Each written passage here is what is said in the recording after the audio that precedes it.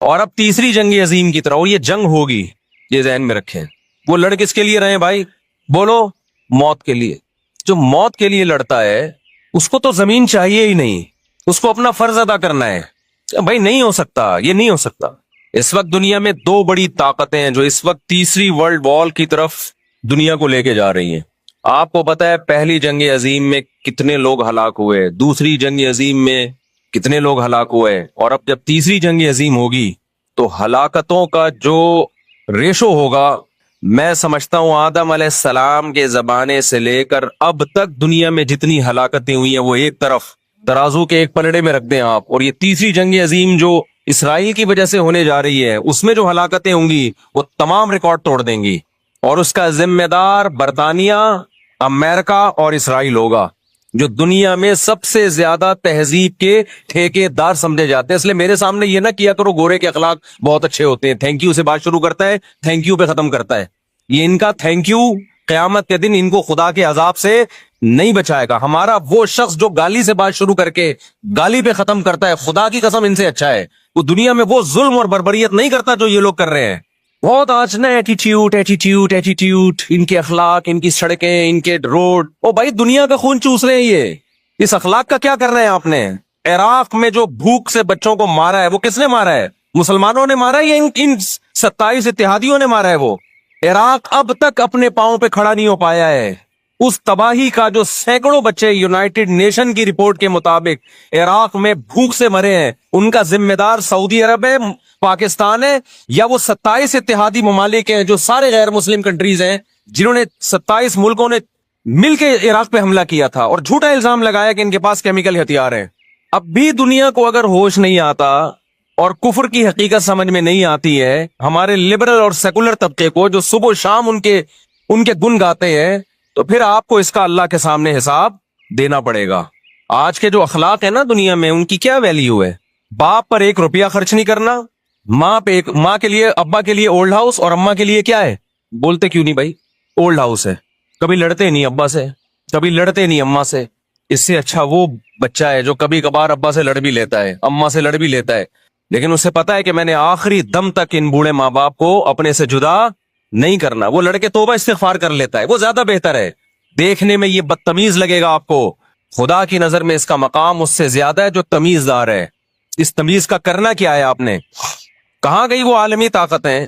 کہاں گئے وہ تہذیب کے ٹھیکیدار جو ہمیں تہذیب سکھاتے ہیں؟ ساری دنیا ایک بات جانتی ہے کہ 18ویں 20ویں صدی سے پہلے مکمل فلسطین یہ کس کے پاس تھا؟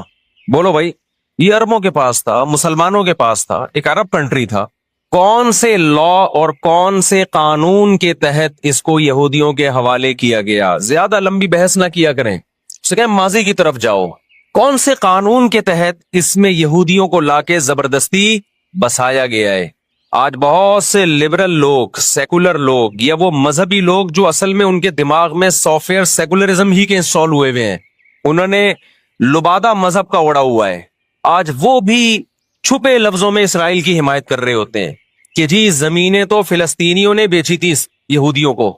آپ اگر اپنے ملک میں کسی کو زمین خریدنے دیتے ہو تو کیا اس کا یہ مطلب ہوتا ہے کہ کل وہ آپ کا باپ بن جائے؟ دنیا میں کہیں کسی کنٹری میں یہ لا ہے کیا؟ آپ نے اجازت دی اپنے پڑوس میں آ کے کسی شخص کو رہنے کی، کل اس نے آپ کے مکان پہ بھی قبضہ کر لیا، کل اس نے اپنی ریاست کا اعلان کر دیا۔ دنیا میں کہیں بھی اس بات کو تسلیم کیا جائے گا؟ دنیا میں 2 بڑی جنگیں ہو چکی ہیں، ان دونوں بڑی جنگوں میں کہیں بھی کسی مسلمان کا نام بولو نہیں آئے گا، کہیں بھی نہیں آئے گا کہ یہ کسی فلاں مسلم کی وجہ سے ہوئی ہے یہ جنگ۔ اور اب تیسری جنگ عظیم کی طرح، اور یہ جنگ ہوگی، یہ ذہن میں رکھیں، کیونکہ فلسطینی کسی قیمت پہ بھی یہودیوں کا تسلط فلسطین میں برداشت نہیں کریں گے۔ They fight to die. وہ لڑ کس کے لیے رہے بھائی؟ بولو، موت کے لیے۔ جو موت کے لیے لڑتا ہے اس کو تو زمین چاہیے ہی نہیں، اس کو اپنا فرض ادا کرنا ہے۔ بھائی نہیں ہو سکتا، یہ نہیں ہو سکتا۔ اگر آپ فلسطینیوں کو دبانے کی کوشش کرو گے کہ جنگ کے زور سے ہم ان کو دبا کے ان پہ تسلط قائم کر لیں، تو 60-70 سال سے زیادہ عرصہ ہو گیا جنگ کے ذریعے ان پہ کنٹرول کرنے کی۔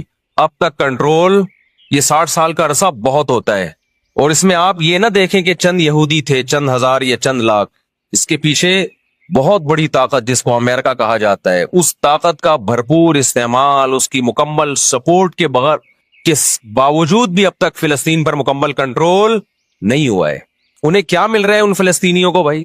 آج وہ اسرائیل کے سامنے ہتھیار ڈال دیں، اسرائیل ان کو نیشنلٹی بھی دے گا، اسرائیل وہ لگژری لائف ان کو دے گا جس کا میں اور آپ تصور بھی نہیں کر سکتے، وہ لگژری لائف دے گا ان کو، لیکن وہ کسی قیمت پہ بھی آمادہ نہیں ہوں گے۔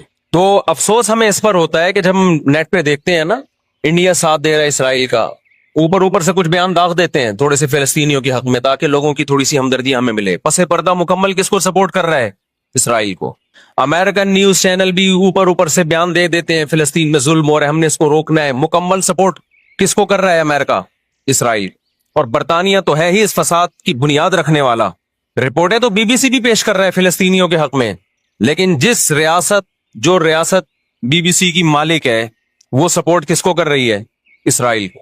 دیکھو، ہم نہ یہودی کے خلاف ہیں، نہ عیسائیوں کے خلاف ہیں، نہ ہندوؤں کے خلاف ہیں، نہ سکھوں کے خلاف ہیں۔ ہندو، سکھ، عیسائی اور یہودی، ان کے بارے میں ہمارے پاس قرآن کی واضح تعلیمات ہے، لا اکراہ فی الدین قد تبین الرشد من الغی، دین میں کوئی زبردستی نہیں ہے، کسی شخص کو مذہب کی تبدیلی پر مجبور نہیں کیا جائے گا، کیونکہ اللہ نے سیدھا راستہ اور غلط راستہ 2 اور 2 4 کی طرح بیان کر دیا ہے، جس کا دل چاہے سیدھے راستے پہ چلے، جس کا دل چاہے برے راستے پہ چلے۔ قرآن نے یہ بھی واضح کر دیا کہ آپ کسی پر زبردستی نہیں کر سکتے، تلوار کی زور سے کسی کو اسلام میں داخل نہیں کر سکتے۔ اے اللہ، ہم نے ان غیر مسلموں سے سلوک کیسا کرنا ہے